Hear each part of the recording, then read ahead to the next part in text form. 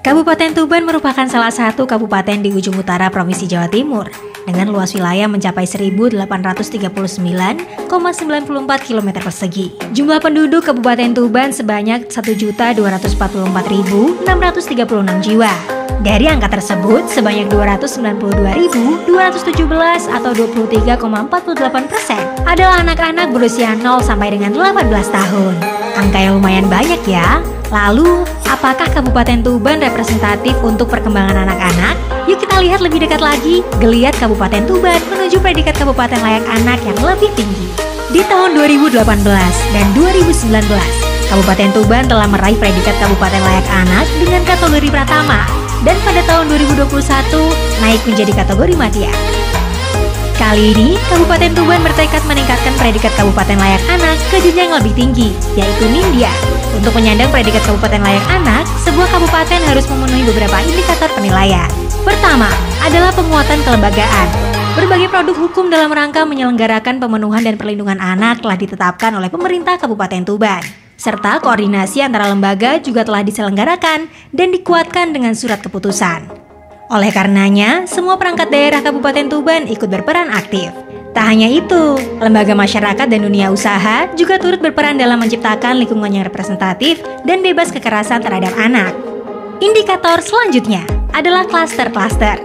Klaster pertama, berkaitan dengan hak sipil dan kebebasan anak. Kabupaten Tuban telah membuat program pemenuhan seperti pembuatan akte kelahiran, kartu identitas anak, penyediaan taman baca, perpustakaan keliling, pojok baca, dan spot wifi gratis untuk umum, yang tentunya ada batasan akses untuk konten yang tidak layak bagi anak-anak.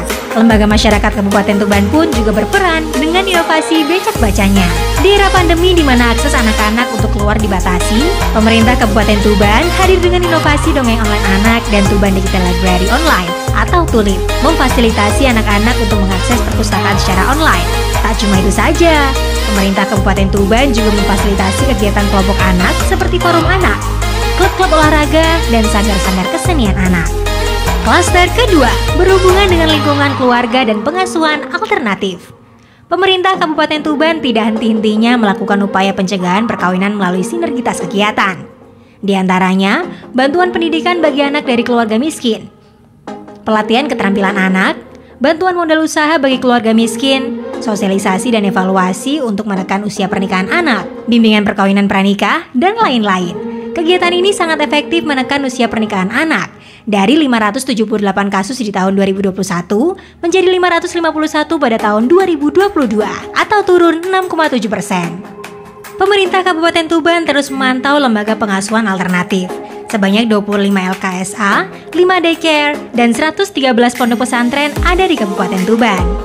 Selain itu, juga telah memiliki Puspaga atau Pusat Pembelajaran Keluarga dengan 30 konselor keluarga terlatih. Lembaga masyarakat pun juga turut berperan aktif dengan mendirikan lembaga konsultasi keluarga, antara lain RKI atau Rumah Keluarga Indonesia dan GST atau Geraha Sakinah Tuban. Klaster ketiga, kesehatan dasar dan kesejahteraan. Pemerintah Kabupaten Tuban terus berupaya menekan angka kematian ibu hamil dan bayi dengan berbagai program inovatif melalui pendataan ibu hamil beresiko tinggi, kelas ibu hamil, ANC terpadu, dan pondril emergensi maternal neonatal, dan decision support tools, serta pemberian makanan tambahan pada ibu hamil kekurangan energi kronik. Untuk mengurangi kekurangan gizi balita, pemerintah Kabupaten Tuban mendorong pemberian ASI eksklusif, pemberian MPASI, imunisasi dasar lengkap, dan pemberian makanan tambahan bagi balita gizi kurang, gizi buruk, serta meningkatkan kinerja kader posyandu balita dengan mengadakan Jambore Kader Posyandu. Klaster keempat, yaitu tentang pendidikan, pemanfaatan waktu luang, dan kegiatan budaya. Pemerintah Kabupaten Tuban terus mengupayakan agar angka putus sekolah menurun dengan menggratiskan pendidikan dasar 9 tahun. Tidak boleh ada pungutan SPP bagi anak PAUD, SD, dan SMP. Demikian juga untuk jenjang SMA melalui cabang Dinas Pendidikan berkoordinasi untuk menggratiskan SPP. Pemerintah Kabupaten Tuban juga memberikan beasiswa bagi anak yang memprestasi dan kurang mampu. Selain itu, dunia usaha juga berperan dalam memberikan beasiswa dan kerjasama dengan sekolah menengah kejuruan dengan memberikan kesempatan kepada siswa-siswi sekolah menengah kejuruan untuk melaksanakan praktek kerja di bidang dunia usaha. Pemerintah Kabupaten Tuban terus berupaya mendorong pelaksanaan sekolah ramah anak melalui penerapan disiplin positifnya, Lebih dari 90% sekolah di Kabupaten Tuban telah menginisiasi menuju sekolah ramah anak. Pada tahun 2019, Kabupaten Tuban juga mendapatkan penghargaan sekolah ramah anak terbanyak tingkat nasional di tingkat TK, SMP, MTS, dan tingkat SMA.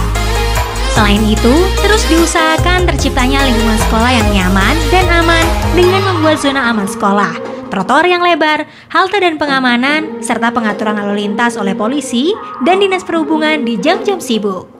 Fasilitas untuk kegiatan pemanfaatan waktu luang seperti hutan kota, taman bermain anak wire, alun-alun, taman sumur gemuling, taman kapur, Gorangga Jaya Noraga, dan taman Suroloyo juga yang lainnya.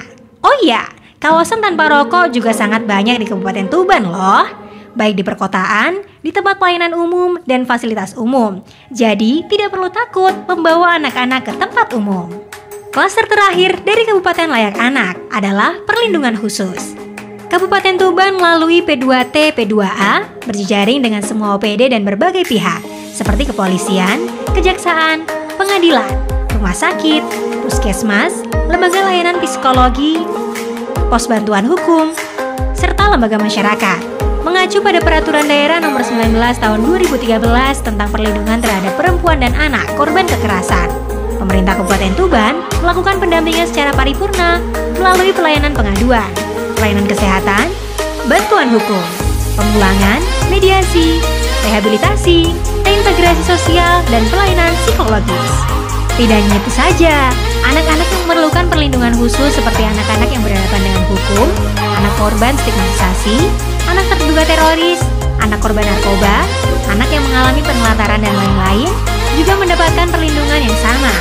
Untuk memperluas jangkauan pelayanan, Pemkab Tuban juga menyediakan Satgas Perlindungan Perempuan dan Anak tingkat desa yang terlatih dan juga konselor pendamping kasus yang tersebar di wilayah Kabupaten Tuban. Selain itu, peningkatan taraf hidup masyarakat dan pendidikan terus digalakan oleh pemerintah Kabupaten Tuban sebagai akar dari tindakan preventif masalah pelanggaran hak-hak anak. Diharapkan dengan taraf hidup yang meningkat akan mencegah adanya anak yang putus sekolah dan pekerja anak. Agar pemenuhan hak anak dan perlindungan khusus anak tercukupi di seluruh wilayah Kabupaten Tuban, pemerintah Kabupaten Tuban mendorong terwujudnya desa dan kelurahan layak anak dan kecamatan layak anak. Pola kerja sinergis dan kolaboratif diperlukan untuk menjadikan Kabupaten Tuban menyandang predikat Kabupaten Layak Anak ke jenjang yang lebih tinggi.